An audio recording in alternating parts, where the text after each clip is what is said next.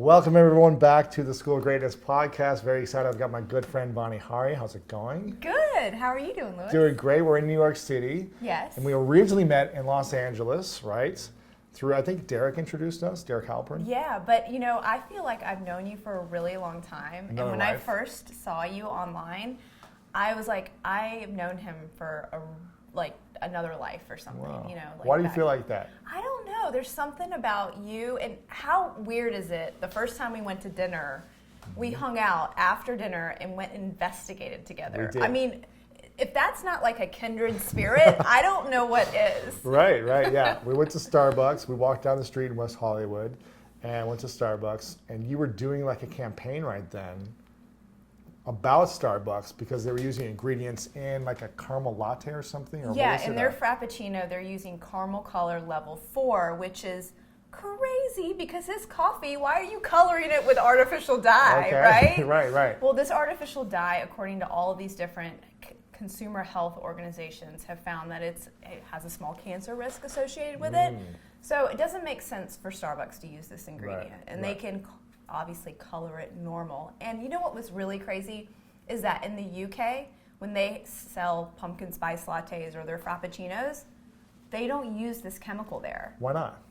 Because their citizens in other countries use the precautionary principle, and so they don't allow those type of chemicals to be used. Wow. Is it Yeah. not government regulated here, or why are we allowed to use them here and not in the UK? Well, we all know that the government here is heavily influenced by industry. And just like the banking industry, well, the food industry is also heavily influencing government in Washington. Is that because there's a lot of money being donated, or why are they influenced?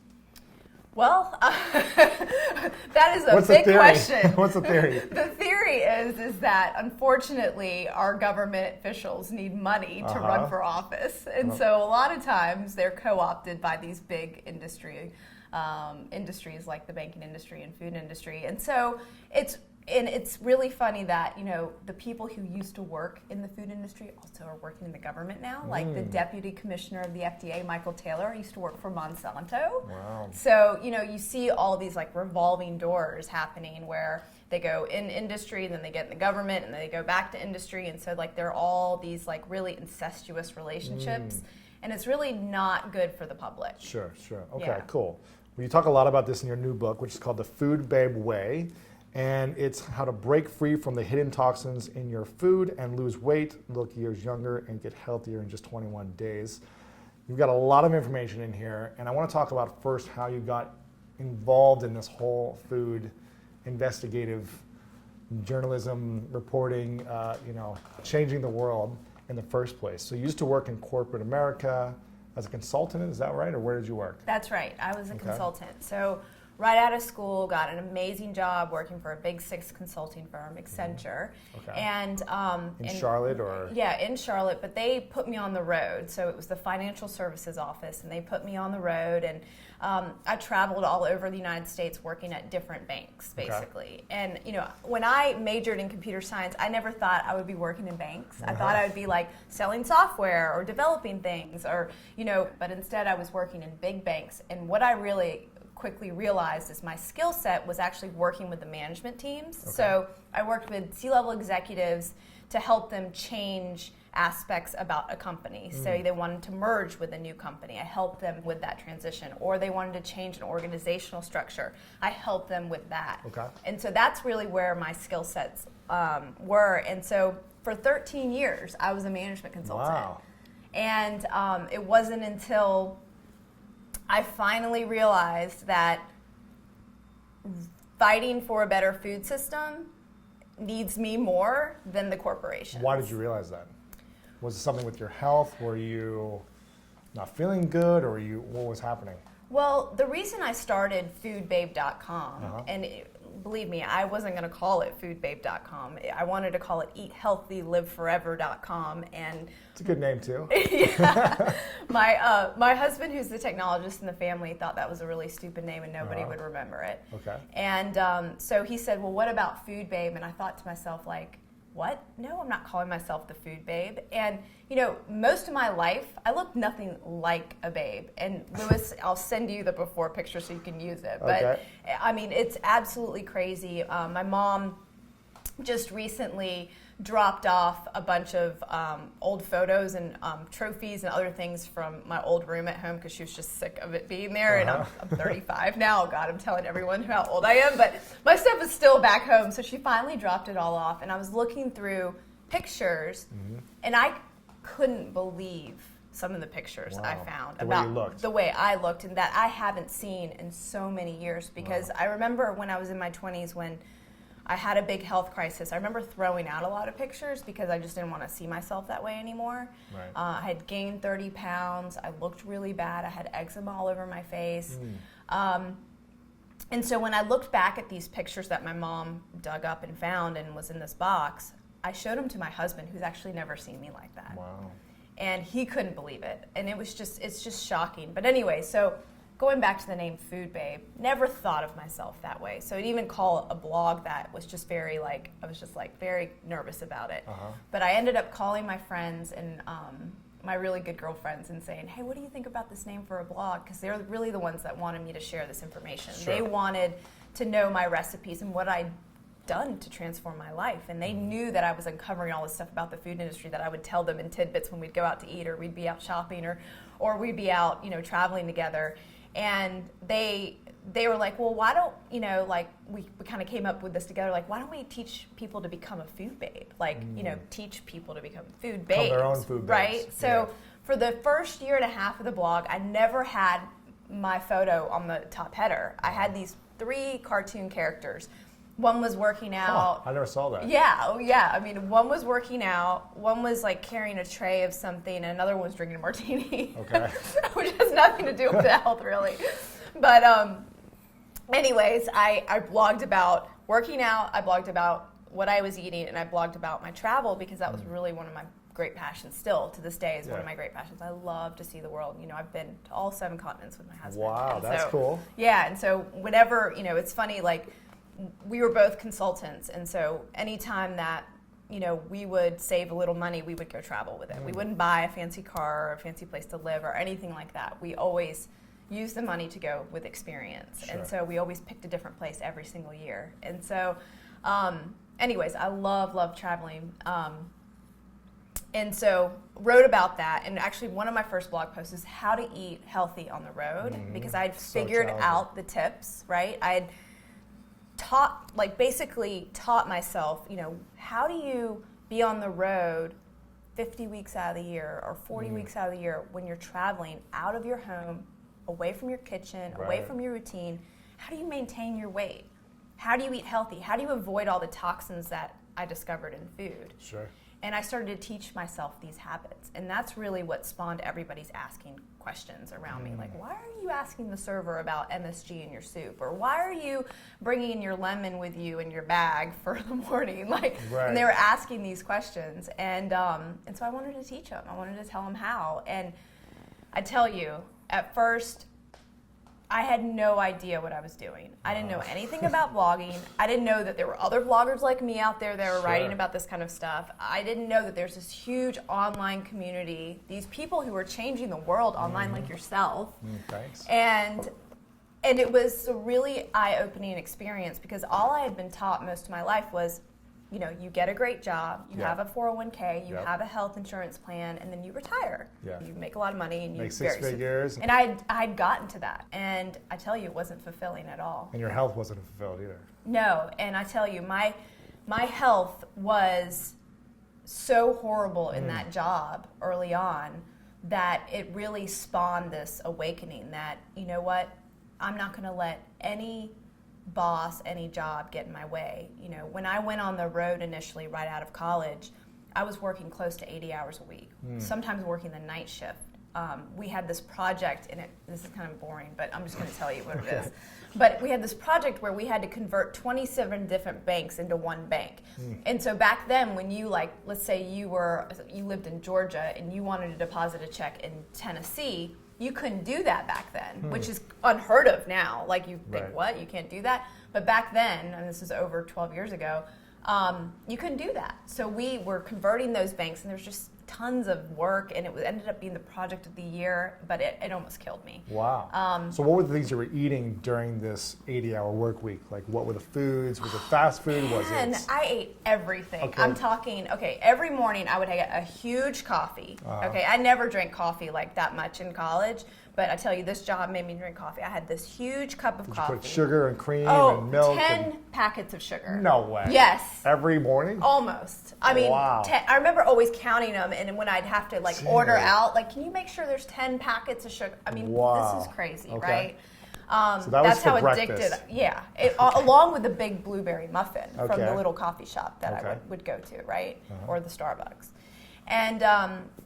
and then I would have, for lunch, I'd have whatever they catered in. And every day was different. So one day would be this huge Italian spread. I mean, I'm talking chicken parmesan and a huge thing of dessert tray, with tiramisu and the most so richest food. But you're working like a dog, and they want to work you hard. They want you to bill the client. Sure. So you're working through lunch. So you're grabbing, going, you're eating while you're working. You're not even, there's no mindfulness going on whatsoever. Yeah. And then at dinner, since we were on the expense account, a lot of times our bosses would take us out, and we would go to big steakhouses. And I don't eat beef because I just gave that up a long time ago, but I would get, the huge lobster tail with the big bowl of butter, and I would eat all of that butter. And the butter's not bad for you, it's just that amount was kind of insane. And all of the bread and the butter. Good. Yes, and then the big cheesecake at the end of the night. I mean, this is a typical day. And then when I was working night shift, because there's nothing open, there's a Krispy Kreme nearby. Oh, don't even get me started with Krispy Kreme. Yes. I could eat 6 of those in 2 minutes. And it wasn't like I was an overeater or or I had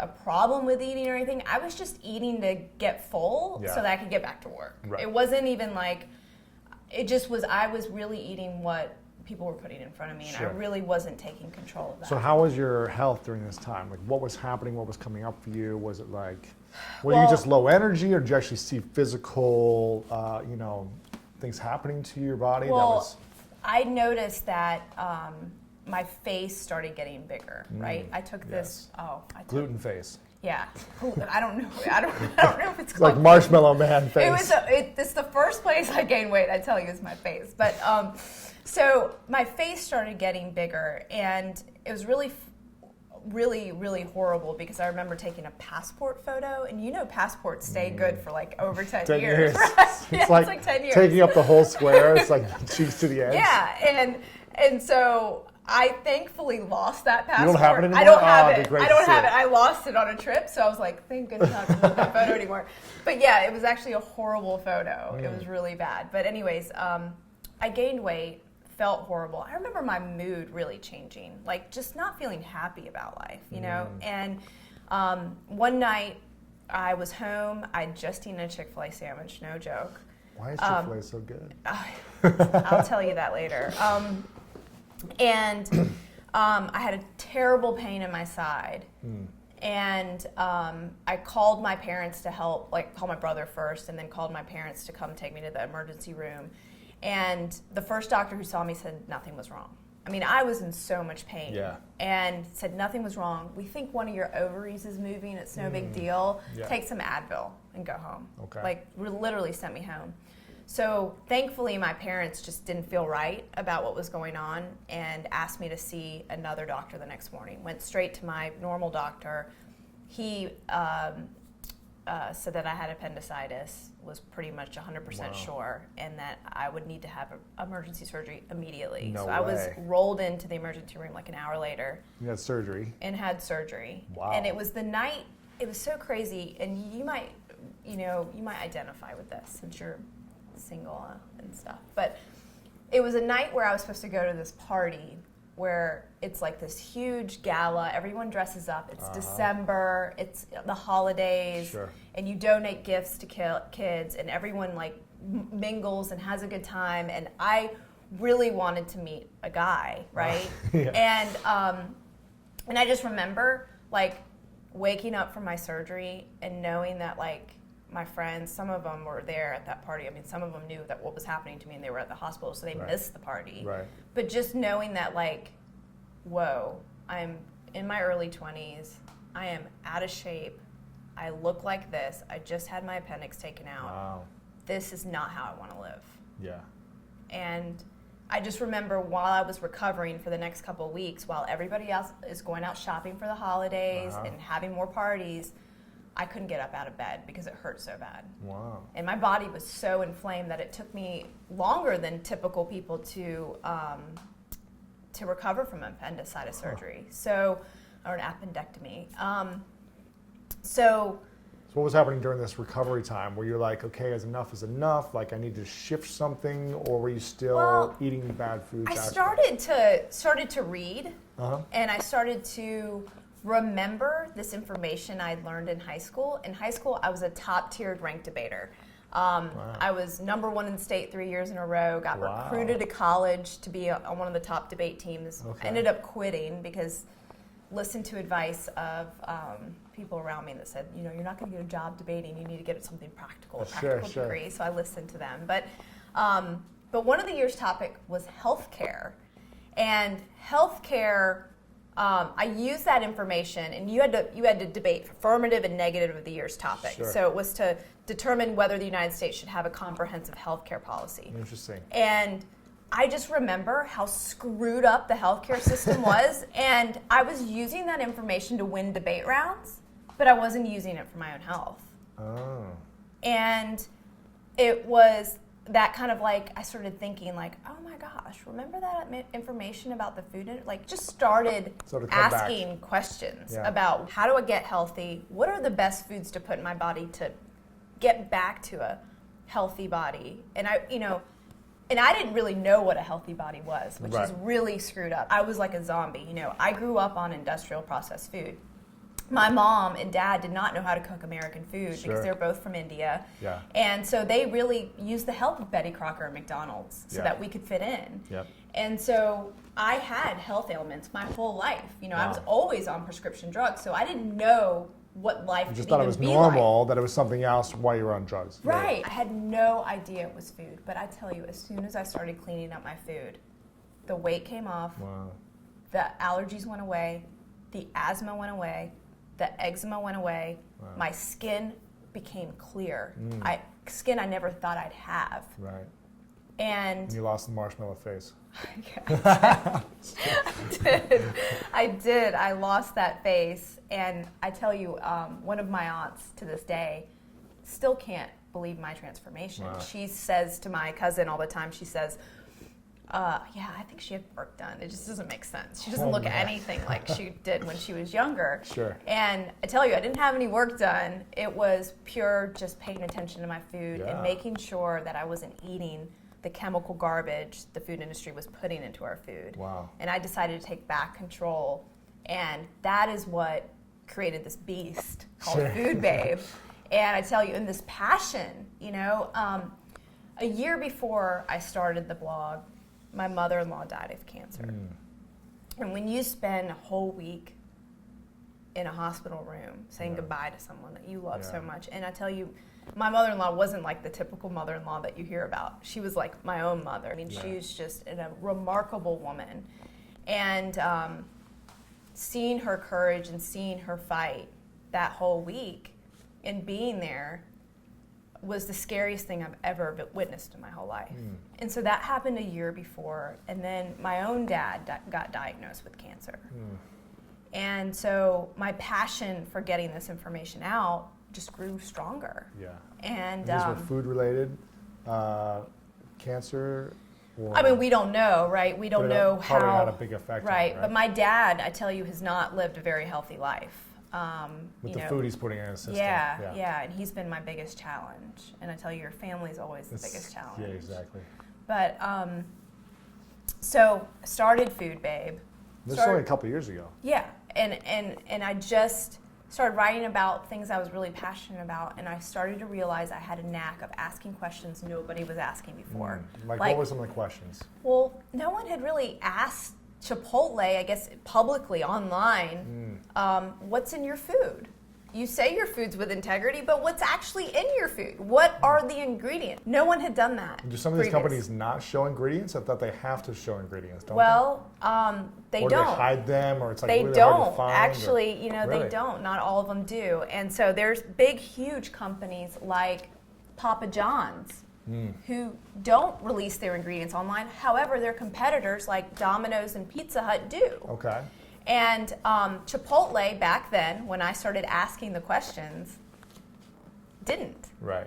And thankfully, because of my investigations, they started labeling their ingredients, GMO or not, and started removing some of the bad ingredients. And they're getting rid of the majority of bad ingredients I wrote about, the ones that were very controversial. When I realized someone as large as Chipotle or Chick-fil-A or Kraft or any of these big companies were listening to someone like me, I knew I could no longer stay at that job. And you started this at the other job that you were doing, right? And then For a year and a half. It started to pick up. Yeah. And I remember when I first heard about you, it was something about Kraft. Like you basically changed the whole thing that Kraft does now.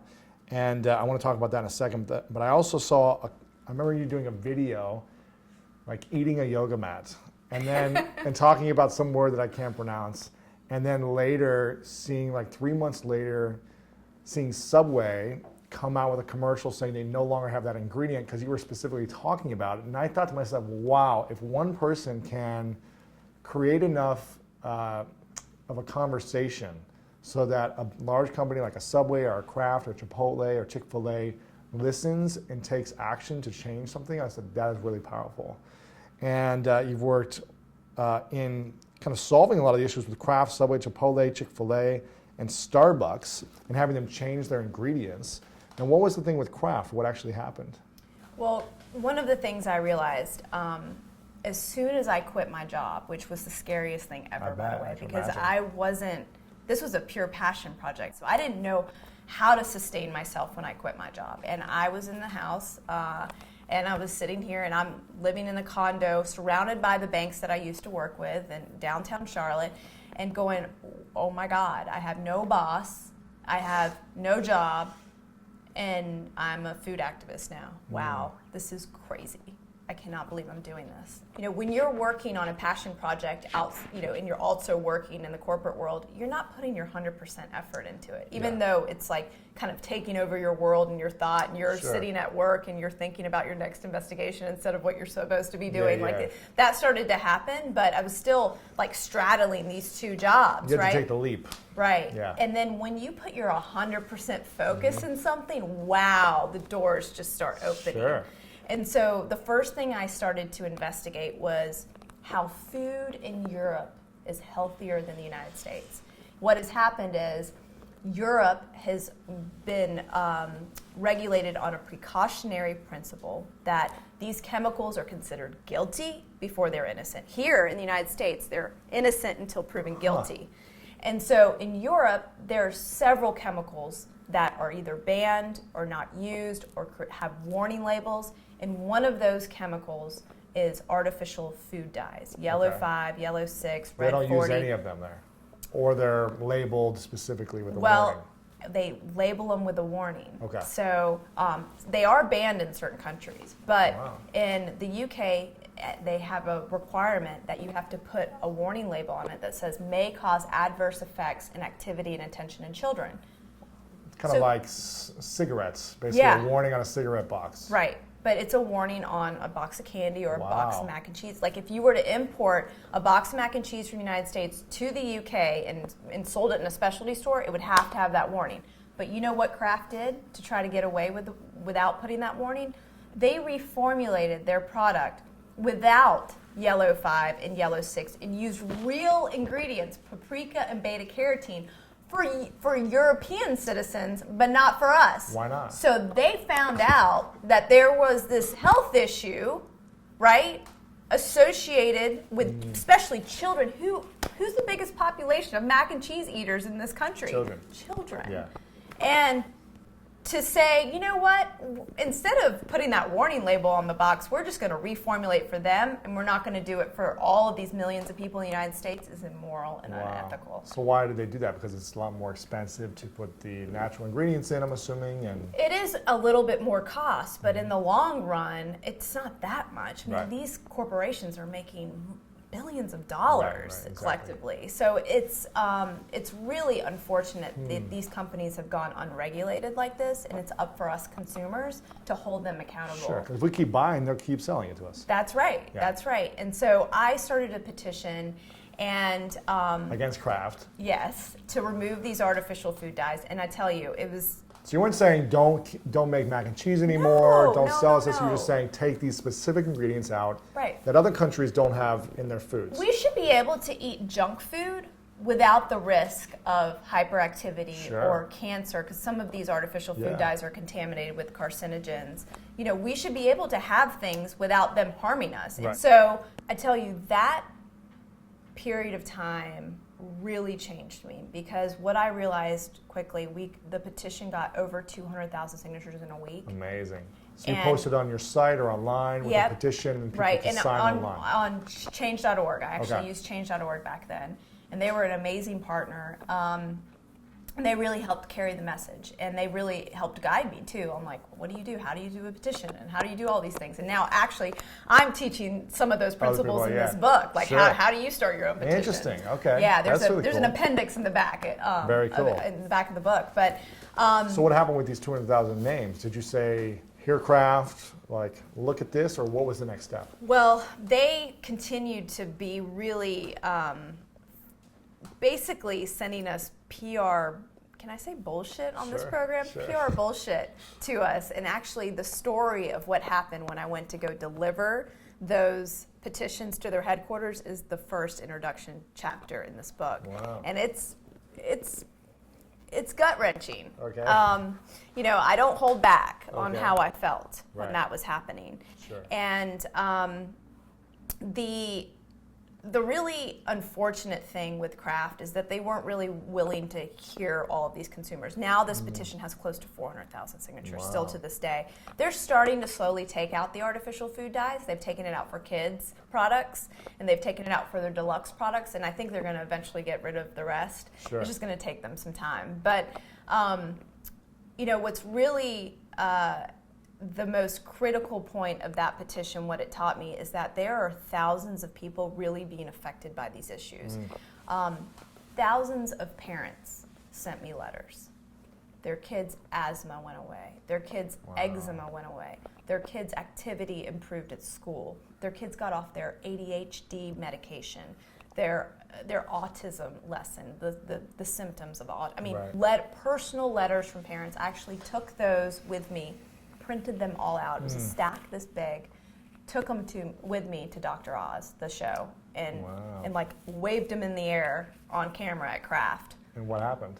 Well, that's when I had to go deliver those letters and that petition. And when I was carrying those boxes of signatures, I mean, I really felt the weight of those parents and those children that have been affected by artificial food dyes. And it still remains a problem today, and a problem that I'm going to continue to fight for. Wow, that's incredible. What do you feel like has been the biggest challenge with all these companies that you've been addressing with the artificial ingredients or the ingredients that are healthy? What do you feel like has been the biggest challenge so far? Which company has been the biggest challenge to work with? Which, and which one has been the most enjoyable, I guess, if you could say that, to work with, or has been actually willing to listen to you and take your counsel and say, okay, we do want to make changes. What are some suggestions? So let's start with the positive. So a few years ago, there was something in my fridge that I had no idea what was in it. And it was a bottle of Newcastle beer. Everything else, I knew what was in it, but the Newcastle beer had no ingredient list. And I was like, well, why doesn't it have an ingredient list? And knowing what I knew about the food industry and how GMOs have infiltrated everything. What's GMO stand for, just so people know? A genetically modified organism. Okay. And have just been... Where scientists have created an ingredient to then go into the food. That's right. It's a new species of plant, basically. They've we injected. designed. That's right. It's Yes. not from nature. This Yes. is in a laboratory. They inject either DNA or insecticide or some other type of concoction and put it into a seed and then grow that as new. Amazing. Okay. So. Newcastle. And the problem isn't so much that technology. It's not even about that. It's about the fact that they're paired with an increase in pesticides. So the chemical companies who have developed those seeds are the same chemical companies selling the pesticides. Okay. So it's a pesticide issue. It's really not about. It's not about GMO. It's not about biotechnology. Okay. It's really about the pesticides, and the pesticides is what is really causing a huge environmental impact and the rise in cancer rates. If you look at the Gotcha. President's Cancer Panel, who independently looks at cancer rates, has said that 41% of us are destined to have cancer. Some of those reasons can be related back to these environmental toxins. With pesticides is one of them. So if it says GMO, does it mean it has pesticides attached to a GMO, or so the GMO is the GMO bad, or is it just depend? It is creating new proteins that have never before existed. So it's different for your body to Yes, that's digest, right. and it may react. There in certain are ways. certain studies that show different things, and Okay. what's really concerning to me is that there's no mandatory safety testing on GMO crops in this country before they're introduced. All the other countries around the world, they have this. testings. They require it or they label it, right? Okay. They either say no, you can't sell this here, or you can't grow this here, or we have to label it so consumers Or have to know. warning, this may cause certain issues. But here in the United States, these companies are spending millions of dollars to prevent their name from being on there. Like, they don't want us to know that Sure. genetically modified foods. I mean, think about it. The Super Bowl is happening, right? It's around this time of year, and think about all of the companies that spend millions of dollars to put their name right there Sure. front and center. The biotech companies and the chemical companies are trying to take their name away from this. They're trying to hide this from us. Wow. So you've got to wonder, why are they trying to hide so much? I'm interested though. You know, cigarettes, they have a big tax, and I believe here in New York they have a big tax on them to buy cigarettes, and also they have a big warning label, and a lot of them have like people with like cancer on them. It says cigarettes cause death, even maybe. I'm not even sure exactly what they say, but there's big warnings on them. But people still do it. Do you think if those warnings were on our food labels in the U.S., that we would still eat it, just like people are addicted to cigarettes? Well, the GMO label is not even a warning label. It's just a transparency label, just to know what you're buying. I mean, it's like how you know that you're drinking orange juice from concentrate. Okay. We should know if our food's genetically engineered. And so when these same food companies did this in Europe, they're still selling food there. It's just labeled there, so consumers So you're more know. educated. Yeah, Gotcha. absolutely. Okay, So it's not, this is a smart business decision for companies, especially to give them this information. But I tell you, there's something funny going on if they want to hide it so bad. So that's your first kind of, when you start to investigate, you kind of wonder, well, what's going on here? And when you look deeper into some of the studies that have been done, they're very alarming and very concerning. And now we're seeing the main ingredient, Roundup, which has glyphosate in it,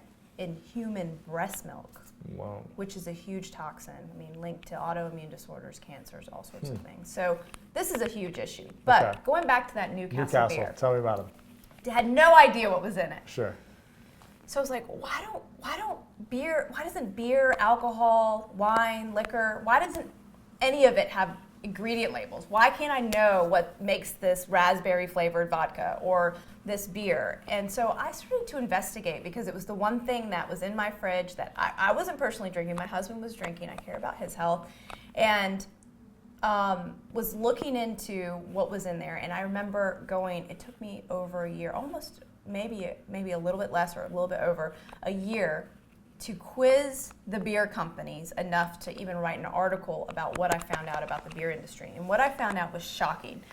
Most of it had GMO corn added to it, so it's not the basic ingredients of beer, malt, barley, etc., yeast, and water. It had caramel coloring added to it, so they could use a different kind of malt. Just like Starbucks. Yes, just like Starbucks. And it had artificial dyes added to it. It had different types of propylene glycol added to it, which is a derivative of antifreeze. Wow. There was things that vegan and vegetarian people would be concerned about. Isinglass, which is produced from a fish swim bladder. Carrageenan, which is linked to intestinal inflammation. So all of these things were in beer that I had no idea what was in it. Because it wasn't on the label. It wasn't on the label. So I felt like this needed to change. That blog post, when I wrote it, went so crazy viral. Millions of people saw it. And I realized that people are really fed up with this. And so I reached out to Anheuser-Busch and Miller Coors. Oh. And at first, they wouldn't respond back to me. They gave me the basic mumbo jumbo. Sorry, we're not going to release our ingredients. We're not going to tell you because it's proprietary information. Wow. But as soon as I did a petition and got close to, I think, 40,000 signatures overnight, Oh my gosh. they responded. And the first to respond was Anheuser-Busch. And they were, when you asked who was really nice to work with, they were incredible to work with. Wow. They emailed me right away. And I told this whole story on the blog, so if you look at old blog posts, you can read this story. But they emailed me right away, and they invited me to their headquarters In St. Louis? Yes, Yeah. and to learn about their processes. Interesting. And look at their ingredients and meet their head brewmasters. So, I went and did that on my own dime and dollar. Wasn't consulting or anything like that. I went there and I met with them, and I've been trying to convince them to develop an organic beer that isn't contaminated with any GMO ingredients. So That's interesting. Very cool. Yeah. Okay. Well, are they taking any ingredients out, or are they doing anything different, or is it still the same thing? well, Are they labeling it? Well, at they least? are posting all of their ingredients online Okay. now. They've slowly started adding all the beers on there. I think they're almost all the way up there. So if you go to tapintoyourbeer.com, I think that's their website, Okay. you can see what's in their beer. And some of the things are, really bizarre, like high fructose corn syrup in my beer. I had no idea. Right. I mean, think about all the people who read packages and avoid high fructose corn syrup, and they had no idea that they were drinking it in beer. Sure. Now they do. So there are arguments that even organic food is contaminated from rain and the soil. So can you speak about what organic actually means, and is it actually healthy for you if it can be contaminated still without these other pesticides or things controlling the food? Yeah, so let's just start with defining organic food. Organic food is grown without growth hormone that's linked to cancer. It's talked about in my book. It's one of the sickening 15. Yes. It's grown without antibiotics, another sickening 15. It's grown without artificial the ingredients. 15 ingredients that wreak havoc on your weight, beauty, and health. That's what you're talking about, That's the sickening right. 15. Yes, yes. So we want to make sure you don't have those. Right. Well, let's just talk about antibiotics for just a second Yeah. here. So there's this groundbreaking study that Martin Blaser talks about in his book called Missing Microbes that shows that when we have overexposure to antibiotics, whether it's in our water or in our air, or it's given to us, as a child, the overuse of it, like when we don't need it, or sometimes it's passed through meat or dairy. They test for it, but sometimes it's passed. They've found that to be the case. We can actually start to change our metabolism for the worse. So we start to gain weight. And in his book, his research is just groundbreaking when it comes to this. And actually our metabolism starts to change, and our gut bacteria starts to change to the point where we can't metabolize fat as much. Huh. And so With when we have, what did you say? When we put what in our foods? antibiotics. Antibiotics, yes. Yes, there are some pesticides on organic food, but it's not the really super toxic ones. And then It's crazy. And then the other thing that I love about organic food is it prohibits a slew of those artificial ingredients. The azodicarbonamide that was in Subway one bread, is- yeah. you can't use that in organic food. Artificial food dyes that were in Kraft that's linked to hyperactivity in children, can't use that in organic food. So when you buy USDA organic food, you're mostly getting real, unadulterated food. Okay. The fact that we have to call it organic is kind of sad if you think about Because everything it. should be organic. Right. So when you choose organic food, you're automatically eliminating your exposure to all of those potential toxins, but also you start to promote the reduction of pesticides in our environment as a whole, and that has a tremendous impact on our farmland, on the farmer's health, on the children's health, on our water health. You talk about how soil can be contaminated. It can. But I tell you, if majority of our farms were not were organic, that wouldn't happen as much. Interesting. Yeah. Man. Okay, here's a question for you to get a sense of worst case scenario if you had to make a decision. Oh gosh. Would you rather eat that non-organic piece of produce or eat healthy packaged food? Would it be organic packaged food or what is it? Healthy packaged food or non-organic piece of like produce, something available? I'd probably eat real food. Real food. Yeah, because okay. anytime something gets into a package, it's been processed, the nutrients have been diminished. So even if it's not organic, yeah, you'd still eat it. Okay. Right. Like if better for somebody you. were to give me, let's say, an apple, a non-organic apple versus a healthy choice frozen meal, I'd eat the apple. Or packaged good. Yeah. I always tend to go towards whole, real food Okay. versus packaged processed. Healthy process. Because as soon as it's in the plastic, it's in the paper, it's in already got a strike against it. Oh, and there's a whole chapter in here dedicated to what happens to food that's not even the stuff that is on the label, the stuff that's not labeled that happens to food that gets in our food and in our bodies. That's really important for people to understand. Okay. Tell me about your name, because your name really means voice, isn't that right? Vani means voice. I find it fitting that your name is now coming to fruition over the last few years with you using your voice and so with something you're passionate about. Do you find that interesting? Do you feel like this was like what you were born for, or do you feel like it's just coincidence? Gosh, that's a deep question. What's really interesting is that most of my life I hated my name because no one could pronounce it correctly. Am I pronouncing it correctly? Yes. Gosh, we've known each other for this long. Hopefully I'm saying it right. By the way, for the last couple of years, no one's been able to pronounce it, and I didn't really grow to love it until I started to really find myself and find my voice. And my mom likes to say she planned this all out, sure, of course, sure. right? But I tell you, I think I count my blessings every single day that I've been able to find my calling in life, like why I was put on this earth to try to make a difference. And I hope other people find it too.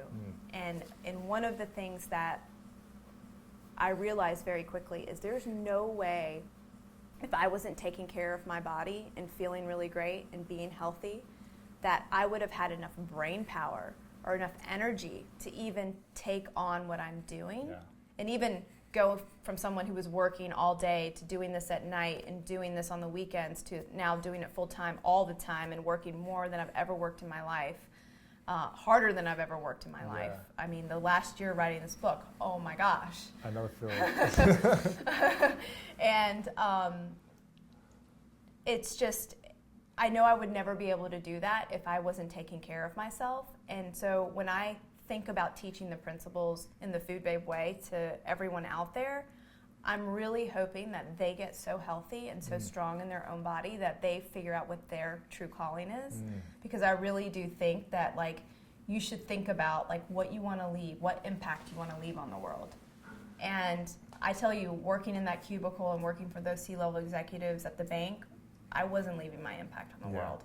Now I'm really leaving an impact on the world. I'm trying to get the world healthier, trying to wake up everyone's eyes about what's in our food so that they start to ask questions. I'm not trying to take anybody's food away. I'm just trying to make it the healthiest it can be and still taste amazing and still be the junk food, but just without the toxins. Right. And, the Food Babe way is not about deprivation. You've eaten with me. You know I love dessert. I can dig into some dessert. And it's about the right ingredients in the junk food or the bad food for you. Yeah. Knowing that you're not putting the worst ingredients in there. Right, that's right. And there's a way to live and not expose yourself to that. And I've taught myself the principles, and I can't imagine not everyone knowing what I know. And that's what is in this book. And I tell you, it really shocked me when I started to do some of the investigative material, the new investigative material that's in this book, like finding out what's in the Olive Garden breadsticks, endless breadsticks, pasta, and salad. You know, finding out what's actually in there. My parents' favorite lunch to have on the weekends. You know, it's devastating to find out the truth about what's in this food. But I tell you, once you know that, you can't unlearn it. And that's what I really hope for everyone who reads this book, is that once you know what's in your food, you can't unlearn it. Do you feel that mastering your health and what you put in your body is the first step to being able to then find your voice if you don't have it yet, and then to be able to have the energy to move towards it? I absolutely think that, because I think it all has to do with self-confidence too. Like, I tell you, I didn't have a lot of self-confidence looking the way I looked back in the day. And Marshmallow face wasn't confident? It really wasn't. It wasn't who I was. You know, I feel, when I look back at that time, I feel like I was in an alien body. Wow. I was like a zombie walking through life. And to think I spent more than half of my life like that, it kills me. And I can't just sit back and watch others not realize their full potential. Because I tell you, I'm not living a life of deprivation. I eat and I love food and I eat all amazing types of things, but I also feel so good and have so much energy that I'm able to do so much more with my life.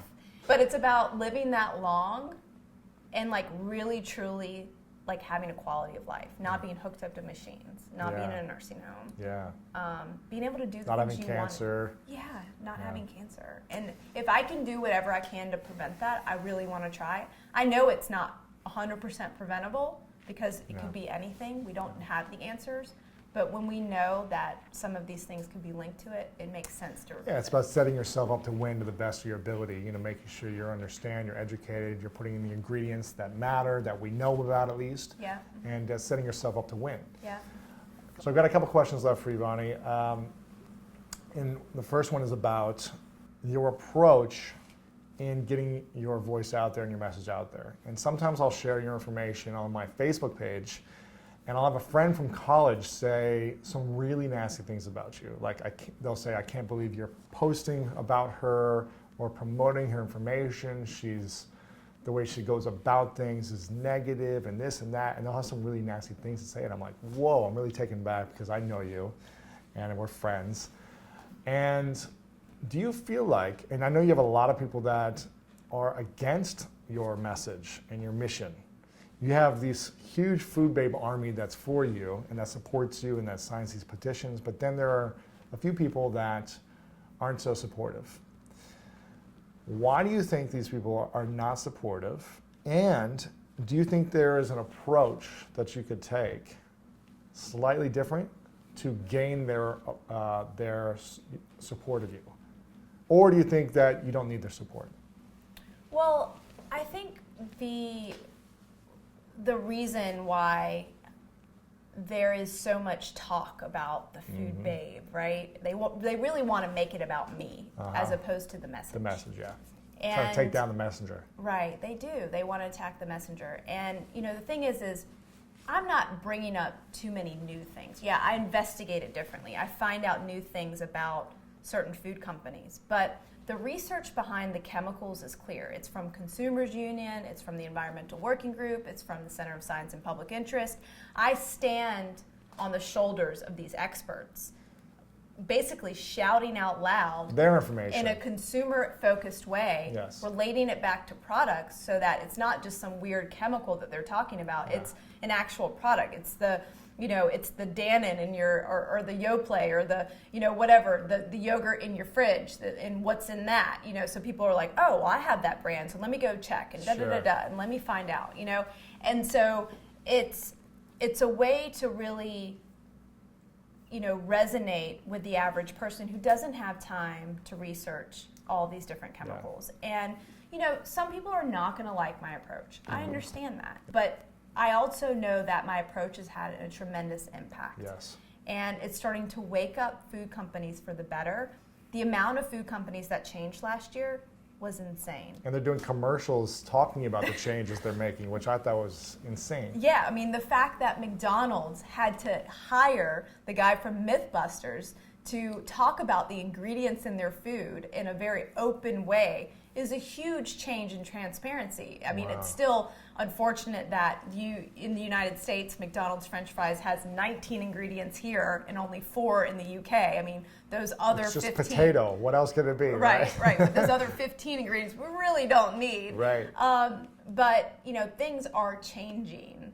And unfortunately, there's certain people that want the status quo to stay the same. They're threatened by this message of change. They feel threatened maybe in their work. And I don't know about your friend specifically. He could be a food scientist or someone who's developing these chemicals, or could be employed by one of these food companies. I haven't talked to him in a long time, but I just saw a comment and I was like, oh yeah. Or he could have been influenced by some of the factions online that really are working to try to destroy my name and destroy my character. And, the thing is I'm a normal, everyday person. I'm a citizen journalist speaking out. Who is he supporting? Is he saying that the food industry is right is for using certain ingredients here and not in other countries, for hiding certain facts about their food? No one can argue with that. And that's what's so encouraging for me, is that when I think about the work that I'm doing, I know I'm on the right side of the debate. Yeah. There are two sides to the debate. Sure. They're the people that want the status quo to stay the same, and then there are the people that want change. I'm on the change side. And I'm leading the Food Babe Army that way to change the food industry for the better, because we have to change it. The astronomical rates of cancer, heart disease, autoimmune disorders, ADHD, autism, neurological disorders is through the roof. Learning disorders, all sorts of things, Is through the roof. We have to do something. And that's all I'm asking. And if the people who speak out against me, if they just use some of that energy, some of that time, and maybe for positive change. For positive change, that would really be a good message to have. I mean, I just think about some of the people who spend all day fighting me and writing nasty things about me. And I just think about, the food industry has spent so much time and money on these inventions and the science to make their bottom line richer. What if they use that energy and attention and that science to make us healthier? And when we look at these inventions, they aren't making us healthier. There are brand new chemical substances that have been introduced into the food supply very recently, in the last 30 years. I mean, think about it. Congress, when they gave the FDA authority to regulate food additives, there was only 800. Now there's 10,000. And the FDA has admitted they don't know the amount of chemicals the American public is being exposed to, and they know that they can't safeguard us. They admitted this. Wow. So we have a huge issue. We need to speak up. And how does someone join the Food Babe Army then? it's easy. What do they do? Come over to foodbabe.com, sign up for email updates.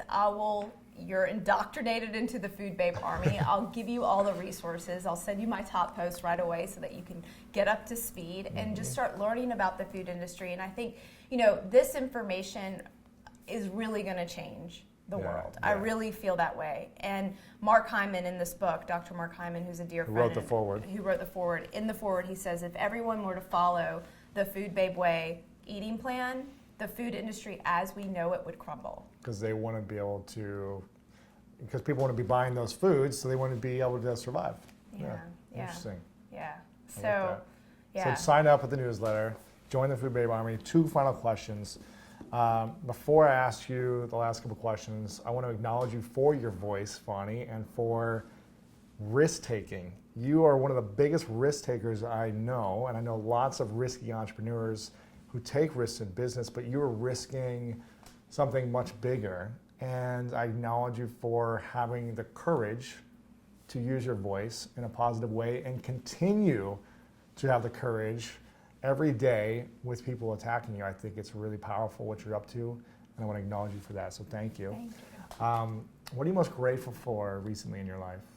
Oh, it's an easy one. So I get asked a lot, what is the biggest accomplishment you've had, And they expect me to say like a food company, like, oh, I got Chick-fil-A to go antibiotic free, or I did this, or I did that, or the Food Babe Army got this company to do that.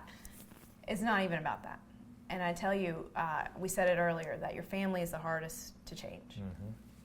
And recently, my brother, who was really resistant to my message, was very skeptical of my message and my way of life, has started to make some changes, some positive changes, some of the habits in the Food Babe way, and he's lost weight, looks so good, Wow. looks better than I've ever seen him, and literally just knocked my socks off last time I saw him. Wow. And seeing him so healthy and vibrant and happy has been like, I don't know, I'm speechless about it. No, that's really cool. So.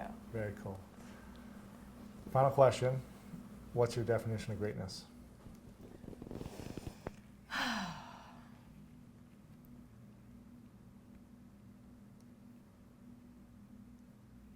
Letting go of fear so you can be who you really need to be.